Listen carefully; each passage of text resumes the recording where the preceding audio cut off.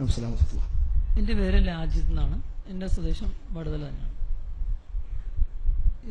വിശ്വാസവും അന്ധവിശ്വാസവും എന്ന ഈ ടോപ്പിക്ക് വളരെ പ്രസക്തമായ ഒരു ടോപ്പിക്കാണ്. അതുകൊണ്ട് ഈ ടോപ്പിക്ക് വെച്ചിട്ട് മുഖാമുഖം നടത്തിയ ഈ സംഘാടകരെ ഞാൻ ആദ്യമായി അഭിനന്ദിക്കുന്നു. എനിക്ക് കഴിഞ്ഞ 1-ാം തീയതി ഒരു പേഴ്സണൽ എക്സ്പീരിയൻസ് ഉണ്ടായി. എൻ്റെ വീട്ടിലെ അയൽവാസികളുമായി എനിക്ക് കാര്യമായ യാതൊരു പ്രയാസവും ഉണ്ടായിരുന്നില്ല. എന്നാൽ 1-ാം തീയതി അവർ വന്നിട്ട് അവരുടെ വീട്ടിൽ കുറച്ച് പ്രയാസങ്ങളുണ്ട്. അതിന് കാരണം എൻ്റെ മാതാവ് അവർക്കെതിരെ സിഹിർ ചെയ്യുന്നു എന്നാണ് അവരുടെ ആരോപണം. വളരെയധികം മോശമായ ഭാഷയൊക്കെ ഉപയോഗിച്ചുകൊണ്ടാണ് മാതാവിനോട് സംസാരിച്ചത്. അതിനുശേഷം ഞാൻ വന്നപ്പോൾ എൻ്റെ അയൽവാസികളായ 2 പേർ എന്നോട് വന്നിട്ട് പറഞ്ഞു, നിങ്ങളുടെ മാതാവ് ഞങ്ങളുടെ വീട്ടിൽ സിഹിർ ചെയ്യുന്നു, അതുകൊണ്ട് ഞങ്ങൾക്ക് വലിയ പ്രയാസങ്ങളാണ്. പിന്നെ ഞങ്ങളുടെ പിതാവിന് മാനസിക പ്രയാസങ്ങളുണ്ട്, ഞങ്ങളുടെ കുട്ടികൾക്ക് മാനസിക പ്രയാസങ്ങളുണ്ട്, സ്കൂളിൽ പഠിക്കുന്ന കുട്ടികൾക്ക് പ്രയാസങ്ങൾ, വളരെയധികം വൈകാരികമായിട്ടൊക്കെയാണ് അവർ സംസാരിച്ചത്. അപ്പോൾ പിന്നീട് അതിനുശേഷം അത് ഒരുപാട് തെളിവുകളൊക്കെ, വ്യാജമായ തെളിവുകൾ, ഞാനത് അന്വേഷിച്ചപ്പോൾ എനിക്ക് മനസ്സിലായി. അപ്പോൾ ഞാനൊന്നും പ്രതികരിച്ചില്ല, കാരണം എൻ്റെ തെളിവൊന്നും ഇല്ലാത്തതുകൊണ്ട്. പിന്നീട് ഞാൻ അന്വേഷിച്ചപ്പോൾ അതൊക്കെ വ്യാജമായ തെളിവുകളാണെന്ന് എനിക്ക് മനസ്സിലായി. അപ്പോൾ എന്നോട് അവർ പറഞ്ഞു, ഇങ്ങനെ എൻ്റെ പിതാവ് ഇപ്പം മരിച്ചിട്ട് 10 വർഷം ആവാറായി, ഇപ്പോൾ 30 വർഷം മുമ്പ് അവർക്ക് സിഹിർ ചെയ്തിട്ടുണ്ട്. അപ്പോൾ അതിനൊക്കെ ഇപ്പോൾ അവർക്ക് തെളിവ് കിട്ടിയെന്നാണ് പറയുന്നത്.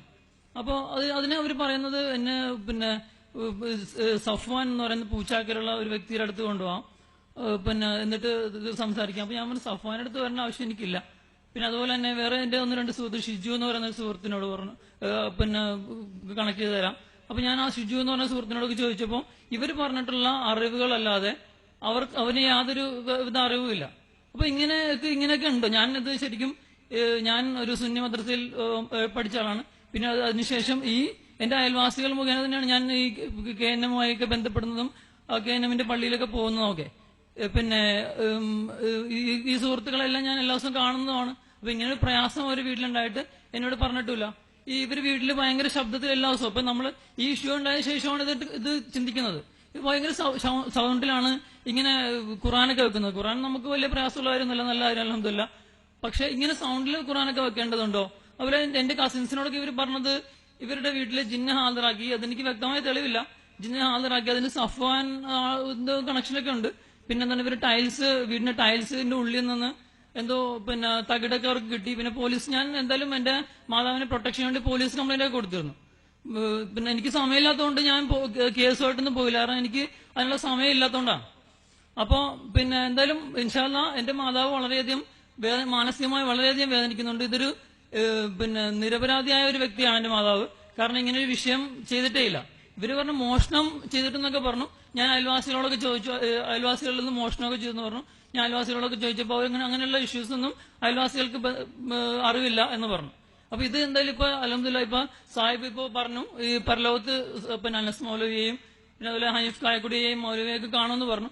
അതുപോലെ തന്നെ ഞാനിപ്പോ എനിക്ക് സമയമില്ലാത്തതുകൊണ്ട് ഞാൻ പരലോകത്തേക്ക് വെച്ചിരിക്കുന്ന വിഷയമാണിത്.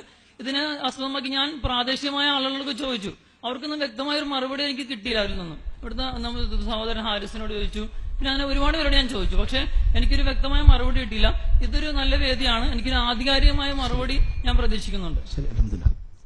താങ്കളുടെ മാതാവ് ചെയ്തിട്ടില്ലെങ്കിൽ തീർച്ചയായും അത് ഗൗരവമേറിയ ആരോപണമാണ്. ഇൻഷാ അല്ലാഹ് അത് അവർ വന്ന് പൊരുത്തപ്പെടിച്ച് നിങ്ങൾ പൊരുത്തപ്പെട്ട് കൊടുക്കുന്നുവെങ്കിൽ പരലോകത്ത് അവർക്ക് കുറ്റത്തിൽ നിന്ന് മുക്തമാവാം. അല്ലാത്ത കാലത്തോളം തീർച്ചയായും പരലോകത്ത് അതിന്റെ പുണ്യം തിരിച്ചു കിട്ടും ഇൻഷാ അല്ലാഹ്. കാരണം ഒരു വിശ്വാസിയെയും നമ്മൾ പ്രയാസപ്പെടുത്തിയാൽ ആ വിശ്വാസി ആ വിഷമം വെച്ചുകൊണ്ട് പോകുന്നുവെങ്കിൽ അവൻ അത് പൊരുത്തപ്പെട്ട് കൊടുക്കാത്ത കാലത്തോളം നാളെ പരലോകത്ത് വെച്ച് അത് തീർക്കേണ്ടി വരും. നബി തങ്ങൾ പറഞ്ഞു, നിങ്ങൾ എല്ലാ ഇടപാടുകളും ഈ ദുനിയാവിൽ വെച്ച് തീർത്തുകൊള്ളുക. കാരണം പരലോകത്ത് ദീനാറോ ദിർഹമോ ഇല്ല, അവിടെ കർമ്മങ്ങൾ മാത്രമേ ഉള്ളൂ. അതുകൊണ്ട് മർദ്ദിതൻ അവന്റെ തിന്മകൾ മർദ്ദിച്ചവന്റെ പേരിലേക്ക് കെട്ടിവെക്കും, മർദ്ദിച്ചവന്റെ നന്മകൾ മർദ്ദിതനും തിരിച്ചു കൊടുക്കപ്പെടും. അങ്ങനെ അവസാനം എല്ലാ നന്മയും നഷ്ടപ്പെട്ട് നരകത്തിലേക്ക് പോകുന്ന സാഹചര്യം വരെ ഉണ്ടാകുന്നവരുണ്ടാവും എന്ന് പറഞ്ഞിട്ടുണ്ട്. അപ്പൊ താങ്കളുടെ മാതാവ് നിരപരാധിയാണെങ്കിൽ തീർച്ചയായും ഈ ഒരു ആരോപണം സഹിക്കാൻ കഴിയില്ല, വലിയ വിഷമമാണ്, പ്രയാസമാണ്. അതുകൊണ്ട് റബ്ബിനോട് ദുആ ചെയ്യുക, അതിന് ഹക്ക് ബോധ്യപ്പെടാൻ വേണ്ടി പ്രാർത്ഥിക്കുക. അതോടൊപ്പം നിങ്ങൾ ചെയ്യേണ്ട നിയമ നടപടികൾ സ്വീകരിക്കുക. കേസ് കൊടുക്കുക, തന്നെ വിടൽ. ആരായാലും കേസുമായി മുന്നോട്ട് പോവുക. അവ ബോധ്യപ്പെടും. ചിലപ്പോൾ സിഹറും ഇല്ല, ഒന്നും ഉണ്ടാവില്ല. ചിലപ്പോൾ ആളെ പൊട്ടിസാക്കാൻ വേണ്ടി അവർ തന്നെയും വല്ല പണിയും ഒപ്പിച്ചിട്ടുണ്ടാവാം. അവർക്ക് മറ്റെന്തെങ്കിലും ഉദ്ദേശങ്ങൾ ഉണ്ടായിരിക്കാം, നമുക്കറിയില്ല. എന്താണെങ്കിലും ഒന്ന് നിയമ നടപടിയുമായി പോവുക. അത് കേസ് കൊടുക്കുക, പിന്നാലെ തന്നെ പോവുക. അത് ആരാണെങ്കിലും അവർ പിടിക്കപ്പെടട്ടെ, അതാണ് ചെയ്യേണ്ടത്. എന്നാൽ ഈ ഒരു വിഷയം മറയാക്കിക്കൊണ്ട് സിഹിറിന് യാഥാർത്ഥ്യമില്ലെന്ന് പറയണോ? വേണ്ട, സിഹിറിന് യാഥാർത്ഥ്യമുണ്ട്. സിഹിറിൽ ഉപയോഗിക്കുന്നത് പിശാചിനെ തന്നെയാണ്. ഒരാൾ സിഹിർ ചെയ്യുന്നുവെങ്കിൽ അയാൾ ഉപയോഗിക്കുന്നത് ശൈത്താനെ തന്നെയാണ്. കാരണം സിഹിറാകുന്നത് പിശാചുമായി ബന്ധിക്കുമ്പോഴാണ്. KNMന്റെ പാഠപുസ്തകത്തിൽ 4ാം ക്ലാസ്സിലെ സ്വഭാവ പാഠത്തിൽ ഇപ്പൊ ഈ മാസം കൂടി പഠിപ്പിക്കുന്ന പുസ്തകത്തിൽ പറയുന്നുണ്ട്, പിശാച സേവയിലൂടെ നടത്തുന്ന ഗൂഢ പ്രവർത്തനങ്ങൾക്കാണ് സിഹിർ എന്ന് പറയുന്നത്. അടുത്ത മാസം മുതൽ ആ പുസ്തകം പിൻവലിച്ച് മടവൂർ വിഭാഗത്തിന്റെ പുസ്തകം കയറ്റാൻ പോവുകയാണ്. അതിനു പകരം ഇപ്പത്തെ ബുക്കിലുണ്ട്, 4ാം ക്ലാസ്സിൽ ഇപ്പൊ പഠിപ്പിക്കുന്ന സ്വഭാവ പാഠം എന്ന പുസ്തകത്തിൽ സിഹിർ എന്ന അധ്യായമുണ്ട്. ആ അധ്യായത്തിന്റെ ആദ്യ വരി അതാണ്, പിശാച സേവയിലൂടെ ചെയ്യുന്ന ചില ഗൂഢ പ്രവർത്തനങ്ങൾക്കാണ് സിഹിർ എന്ന് പറയുന്നത്. അപ്പൊ സിഹിർ ചെയ്യുമ്പോൾ സാഹിറിനെ ശൈത്താൻ സഹായിച്ചേക്കാം. അത് അഭൗതികമായ സഹായമല്ല. ശൈത്താനെ കൊണ്ട് എന്താണോ ചെയ്തു കൊടുക്കാൻ കഴിയുക അതവൻ ചെയ്തു കൊടുക്കും. എന്തിനാണ് ശൈത്താൻ സഹായിക്കുന്നത്? യഥാർത്ഥത്തിൽ അത് സഹായമല്ല, ഉപദ്രവമാണ്. കാരണം ശൈത്താന്റെ ഉദ്ദേശം ഒന്ന് ഇവനെ ശിർക്കിലേക്ക് എത്തിക്കുക എന്നതാണ്. ഈ മനുഷ്യനെ ശിർക്കിലേക്ക് എത്തിക്കുക, ഇവന്റെ തൗഹീദ് പഠിപ്പിക്കുക, അവൻ നരകത്തിലേക്ക് എത്തിക്കുക, അതാണ് ശൈത്താന്റെ ഉദ്ദേശം. അപ്പൊ അതിനുവേണ്ടി ശൈത്താന്റെ ഏജന്റായി വർക്ക് ചെയ്യുന്ന ആളാണ് സാഹിർ. സിഹിർ ചെയ്യുന്ന ആള് എന്ന് പറഞ്ഞാൽ അത് പിശാചിന്റെ ഏജൻസിയാണ്. അയാൾ മുസ്ലിം ആവട്ടെ അല്ലാത്തവരാവട്ടെ, തങ്ങളോ ബീവിയോ എന്തോ ആയിക്കോട്ടെ, സിഹിർ ചെയ്യുന്ന ഒരാൾ പിശാചിന്റെ ഏജൻസിയാണ്. നബി തങ്ങൾ പറഞ്ഞു, മൻ സഹറ ഫഖദ് അശ്റക്. ആര് സിഹിർ ചെയ്തോ അവൻ ശിർക്ക് ചെയ്തു. സിഹിറാകണമെങ്കിൽ സിഹിർ ചെയ്യുന്ന ആൾ ശിർക്ക് ചെയ്തിരിക്കണം. പിശാചിനെ പൂജിക്കണം, അവനെ പ്രീതിപ്പെടുത്തണം, അവനെ ആരാധിക്കണം, അവന് കൽപ്പനയ്ക്ക് വഴങ്ങണം. അങ്ങനെ അവന്റെ സ്വന്തം ആളായി മാറി അവന്റെ ഏജൻസിയായി മാറുകയാണ് സാഹിർ.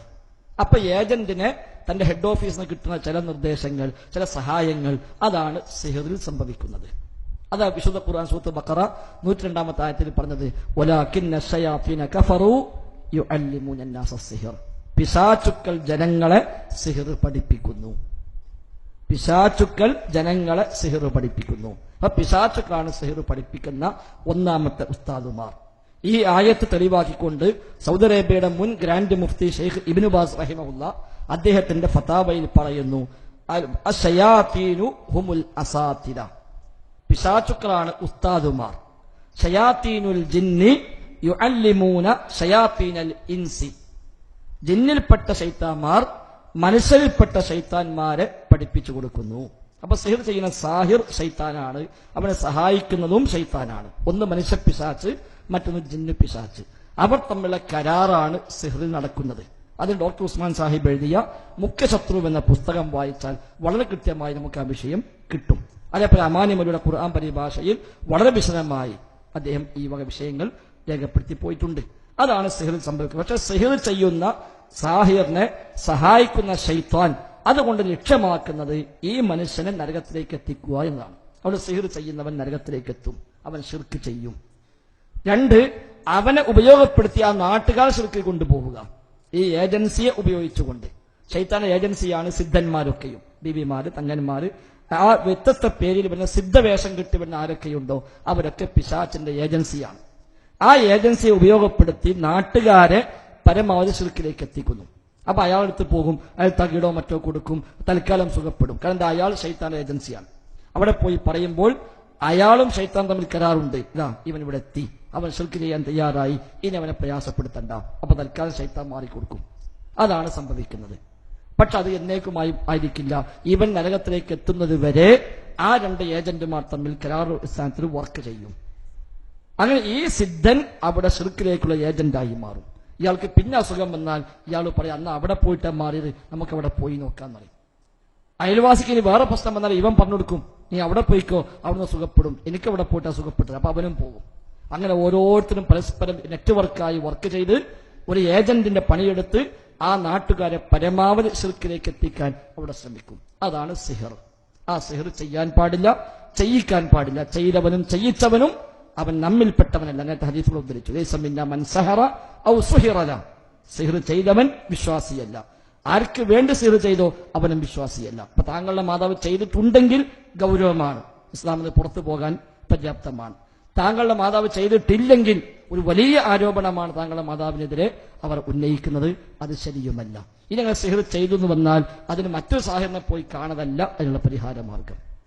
വേറെ ആളെ പോയി കണ്ട് പ്രതിവിധി തേടതല്ല. 2 പ്രതിവിധിയാണുള്ളത്. 3 പ്രതിവിധിയാണുള്ളത്. 2 നമുക്ക് അനുവദനീയമാണ്, 1 പാടില്ല. 3 പ്രതിവിധി സിഹർ പൊളിക്കാൻ.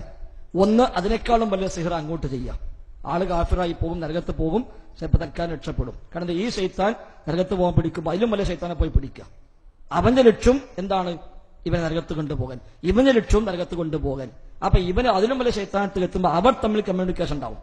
നിന്റെ ലക്ഷ്യം അവൻ നരകത്തേക്ക് എത്തിക്കതല്ലേ, ഇതാ അവൻ എന്റെ അടുത്ത് വന്നിട്ടുണ്ട്, അവൻ നരകത്ത് പോകാൻ റെഡിയാണ്, അവിടെ ഇനി ഓനെ പ്രയാസപ്പെടുത്തണ്ട. നമ്മളുടെ പാർട്ടിക്കാരൊക്കെ ബുദ്ധിമുട്ടാക്കുകയാണെങ്കിൽ ലോക്കൽ കമ്മിറ്റിയിൽ നിന്ന് ഇടങ്ങാറുണ്ടെങ്കിൽ നേരെ ജില്ലാ കമ്മിറ്റിയിൽ നിന്ന് വിളിപ്പിക്കും. അപ്പൊ അവിടുന്ന് പോവാൻ നമ്മളെ സ്വന്തം ആളാ, അയാളെ ഇടങ്ങാറാക്കണ്ട, ഓക്കെ എല്ലാം കഴിഞ്ഞു. അതാണ് ഒരു പണി ചെയ്യാൻ പാടില്ല. അതോടുകൂടി അവൻ ശിർക്കിലായി, അവൻ നരകം നിർബന്ധമായി. 2 സിഹർ എങ്ങനെ ചെയ്തു എന്ന് ബോധ്യപ്പെട്ട് കഴിഞ്ഞാൽ അത് തകർക്കുക. പക്ഷെ ബോധ്യപ്പെടാൻ നമുക്ക് നിർവാഹമില്ല. ചില ഊഹങ്ങളും ധാരണകളും മാത്രമേ ഉണ്ടാവുള്ളൂ. അത് പ്രകാരം തീരുമാനമെടുക്കാൻ കഴിയില്ല. അപ്പൊ ഒന്നുകിൽ സിഹർ ചെയ്താൽ സ്വയം സമ്മതിച്ചു, ഞാൻ സിഹർ ചെയ്തിട്ടുണ്ട്. ചിലപ്പോൾ അതും കളവായിരിക്കാം, അതും കളവാകാം, തൽക്കാലം പ്രയാസം ഉണ്ടാക്കാൻ വേണ്ടി ഓമ്പ് ചെയ്തൊരു തട്ടിപ്പായിരിക്കാം. അപ്പൊ അത് ഉറപ്പിക്കാൻ നമുക്ക് മാർഗമില്ല. ബോധ്യപ്പെട്ട് കഴിഞ്ഞാൽ അത് തകർത്താൻ മതി. പ്രവാചകർക്കെതിരെ ജൂതന്മാർ സിഹർ ചെയ്തു. അത് എങ്ങനെയാണെന്ന് നബിക്ക് അള്ളാഹു തആല വഹി നൽകി. 2 മലക്കുകളെ പറഞ്ഞയച്ചു. നബീദിൻ ആയസം ചെയ്തുവെന്ന് പറഞ്ഞു, ഉപയോഗിച്ച വസ്തുക്കൾ പറഞ്ഞു, ഇന്ന കിണറ്റിൽ കൊണ്ടുപോയി നിക്ഷേപിച്ചുവെന്ന് പറഞ്ഞു. സ്വഹാബത്തിനെ പറഞ്ഞയച്ചു നബിതങ്ങൾ. അവിടെ പോയി തെരഞ്ഞു, കിണറ്റിൽ നിന്ന് വസ്തുക്കൾ കിട്ടി, നശിപ്പിച്ചു. ആ ശല്യം അവസാനിച്ചു. അപ്പൊ കൃത്യമായി ബോധ്യപ്പെട്ട് കിട്ടിയാൽ അത് തകർത്താൽ ആ സിഹറിന്റെ സ്വാധീനം ഇല്ലാതാകും. പക്ഷെ നമുക്കതിന് മാർഗമില്ല. പിന്നെ നമുക്കുള്ള വഴി റബ്ബിലേക്ക് അഭയം തേടുക. കാരണം പിശാച്ചിനെ മറികടക്കാൻ, പിശാച്ചിനേക്കാളും അപ്പുറത്ത് പിശാച്ചിനെ സട്ടാവിനോട് തേടലാണ് നമുക്കുള്ള മാർഗം. ശൈത്താൻ ഇടങ്ങാറാക്കാൻ വരും, ഒരു മനുഷ്യ ഇടങ്ങാറാക്കാൻ വരികയാണെങ്കിൽ നമ്മൾ നേരെ കാണാൻ പറ്റും. ശൈത്താൻ ബുദ്ധിമുട്ടിക്കാൻ വരുമ്പോൾ നേരെ കാണാൻ കഴിയില്ല. അപ്പൊ റബ്ബിനോട് കാവലിനെ തേടുക, ശൈത്താനെ ബോധ്യപ്പെടുത്തുക, ഞാൻ ശിർക്ക് ചെയ്യൂല, എന്നെ എന്ത് പ്രയാസപ്പെടുത്താലും വേണ്ടില്ല, ശിർക്കിലേക്ക് ഞാനില്ല, തങ്ങളടുത്തേക്ക് ഞാനില്ല, സാഹിറിന് മുമ്പിലേക്ക് ഞാനില്ല, ബീവിയെ കാണാൻ ഞാനില്ല, ദർഗയിലേക്ക് ഞാനില്ല, ഏലസ് കെട്ടാനും നൂല് കെട്ടാനും ഞാനില്ല, ദുർമന്ത്രവാദങ്ങൾക്ക് ഞാനില്ല, മന്ത്രവാദിയുടെ മുമ്പിലേക്ക് ഞാനില്ല. അത് ശൈത്താനെ ബോധ്യപ്പെടുത്തുക. കാരണം ശൈത്താന്റെ ആവശ്യം ഇവനെ നരകത്ത് കൊണ്ടുവരാം. അതില്ല എന്ന് ഉറപ്പോ തൗഹീദ് ഉറപ്പിക്കുക, തവക്കുൽ ഉറപ്പിക്കുക, ഈമാൻ ഉറപ്പിക്കുക, റബ്ബിനോട് കാവലിനെ തേടുക. ആയത്തിൽ കുറിച്ച് ഓതാം, ഫാത്തിഹ ഓതാം, അതേപോലെ ആമിന റസൂൽ ഓതാം, സൂത്തുൽ ഇഖ്ലാസ്, സൂത്തുൽ ഫലഖ്, സൂത്തുൽ നാസ് ഒക്കെ ഓതാം. ഹദീസിൽ വന്ന വ്യത്യസ്ത പ്രാർത്ഥനയുണ്ട്. ആ പ്രാർത്ഥനകൾ പ്രാർത്ഥിക്കാം. അഊദു ബികലിമാത്തില്ലാഹി താമ്മാത്ത് എന്ന് തുടങ്ങുന്ന പ്രാർത്ഥനയുണ്ട്. സമാനമായ വ്യത്യസ്ത പ്രാർത്ഥനകൾ. ആ പ്രാർത്ഥനകളൊക്കെ നിർവഹിക്കാം. ഈ പ്രാർത്ഥന നിർവഹിക്കുമ്പോൾ ശൈത്താൻ അവൻ പ്രയാസപ്പെടും. അവനൊരിക്കലും ഇവൻ റബ്ബുമായി അടുക്കുമ്പോൾ അവന് സഹിക്കാൻ കഴിയില്ല. അവസാനം പരാജയപ്പെട്ട് അവൻ പിന്മാറിപ്പോകും. റബ്ബിലേക്ക് അഭയം തേടുമ്പോൾ പിശാച്ച് പരാജയപ്പെട്ട് പിന്മാറിപ്പോകുന്നു. മറ്റൊരു ശൈത്താനിലേക്ക് പോകുമ്പോൾ പിശാച്ചിനെ പ്രീതിപ്പെടുത്തി അവനെ തൽക്കാലം ഒഴിവാക്കുന്നു. നാട്ടിൽ നടക്കുന്നത് ആ വഴിയാണ്. എന്തെങ്കിലും ഉണ്ട് വന്നാൽ ഉടനെ പോവാ, അവിടെ ഒരു ബീവി, ഇവിടെ തങ്ങൾ, അവിടെ ഒരു മന്ത്രവാദി, അപ്പുറത്തെ സിദ്ധൻ, അവിടെ ചെല്ലാന്ന് പറയാം. അപ്പൊ ശൈത്താന് തൃപ്തിയായി തന്റെ ഏജന്റിന്റെ മുമ്പിലേക്ക് ഇവൻ എത്തി. ഇവൻ തന്റെ ലിങ്കിൽ മെമ്പറായി കിട്ടി. ഇനി അവനെ നരകത്തിലേക്ക് എത്തിക്കാം. അപ്പൊ ശൈത്താനെ പ്രീതിപ്പെടുത്തി അവനെ ശല്യം ഒഴിപ്പിക്കുന്നു. അതാണ് നാട്ടിൽ നടക്കുന്നത്. അത് ശിർക്കാണ്. റബ്ബിനെ പ്രീതിപ്പെടുത്തി ശൈത്താനെ പ്രയാസപ്പെടുത്തി ശൈത്താൻ പരാജയപ്പെട്ട് പിന്മാറിപ്പോകണം. അതാണ് വേണ്ടത്. അതിനാണ് മുഅവ്വിദാത്ത്, അഭയം തേടലുകൾ. അത് അല്ലാഹു റസൂലും പഠിപ്പിച്ച എന്തൊക്കെ മാർഗമുണ്ടോ ആ മാർഗങ്ങളൊക്കെ സ്വീകരിക്കാം. അതാർക്കും സ്വീകരിക്കാം. സംഭവിച്ച ആൾക്കും പറ്റും, അയാളെ ഉമ്മ, വാപ്പ, ജ്യേഷ്ഠന്മാർ, അയ്യന്മാർ, മക്കളാർക്കും അങ്ങോട്ടും ഇങ്ങോട്ടൊക്കെ ആ മന്ത്രങ്ങൾ ഉരുവിട്ട് കൊടുക്കാം. അതാണ് അതിൽ ചെയ്യേണ്ട മാർഗം.